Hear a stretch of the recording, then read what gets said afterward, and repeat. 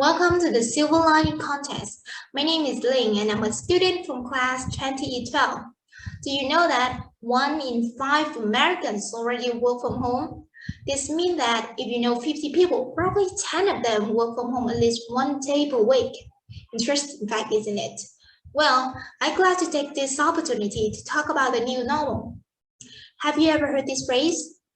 The new normal is the current situation that is different from what has been experienced or done before, but it is expected to become usual or typical. And working from home is a great example of this. Do you agree? Today, I will be covering these 3 key points: the actual state, the pros and cons, and the conclusion of remote work. First, let's begin with the real situation. I would like you to look at this bar chart.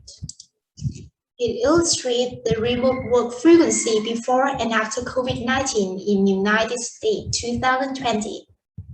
The vertical axis shows the percentages of teleworkers and the horizontal axis shows the time that they work. Before the coronavirus, nearly half never worked from home, a share that decreased to about 1/3 after the outbreak. Similarly, the number of persons working remotely for less than 2 days per week or so show a relative decay. On the other hand, people tend to spend more than 3 days per week working from home during the pandemic. SARS-CoV-2 has popularized telework as quarantine made it almost impossible to communicate and work in an office, not only in the US, but also over the world. So, do the remote workers have any big disadvantages or advantages? I will discuss it right away. Working from home can be lonely. Yes, of course. Communication and collaboration can also be a challenge. Moreover, it is difficult to build a remote company culture. Nevertheless, I believe advantages will with those cons. The greatest advantage that I want to mention is peers recovery.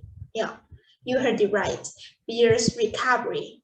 When people do not have to go out for work, they save a big amount of money on transportation and save our environment. Limiting travel has resulted in reduction in vehicle emission, contributing to a drop in the number of harmful particles in the atmosphere. A group of scientists at the University of Birmingham has researched to find out the impact of Wuhan COVID-19 lockdown on concentrations of air pollution.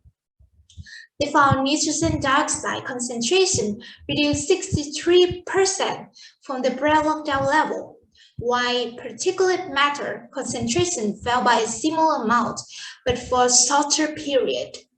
Fei Liu, an air quality researcher at NASA, said that these were the first time he has seen such a dramatic drop off over such a wide area for a specific event.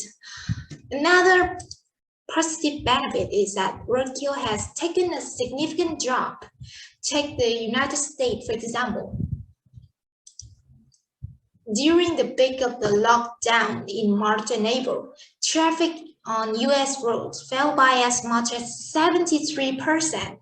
During that same period, facial collision with deer, elk, moose, bears, mountain lions, and other large wild animals fell by as much as 58%.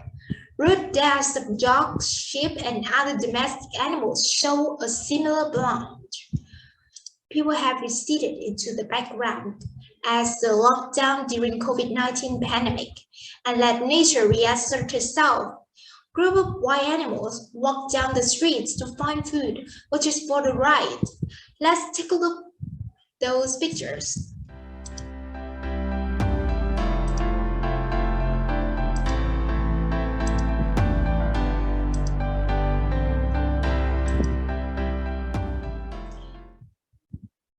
In conclusion, the pandemic has created a new trend contributing to global change.